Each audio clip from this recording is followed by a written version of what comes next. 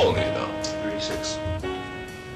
At 36, you have already had a successful career. Does it worry you that you're not going to be able to top that?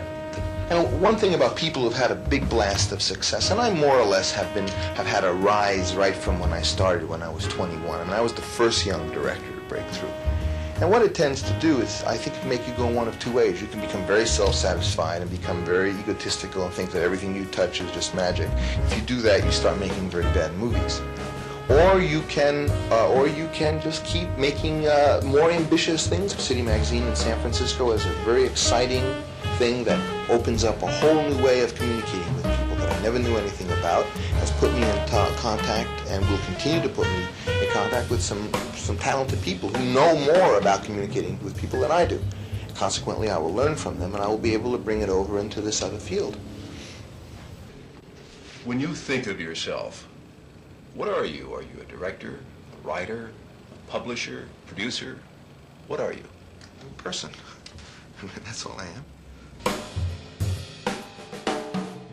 I really feel that we should start leaving this age of specialization. I mean, we have taken that about as far as we can go or have to go, and that we should all start becoming generalists in the area of life.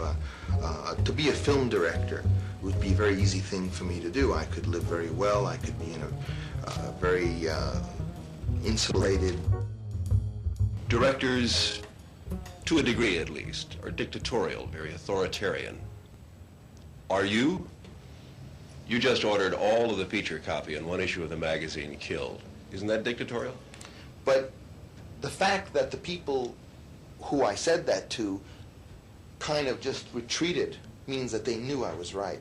If someone had stood up and said, all right, give me 15 minutes, I'm going to tell you why you're wrong, I would have listened. And if the person had been right, I could have been talked out of it. In other words, I invite people to be very emphatic about their opinions. That's why you have them. I told you before, if you were having an operation and you walked in, they were operating on your kid, and you suggested to the doctor, why don't you cut here instead of there? If he turned around and said, gee, maybe that's a good idea, you'd be very nervous. Real success has only two people involved in it, yourself and yourself. It's what you think you've done.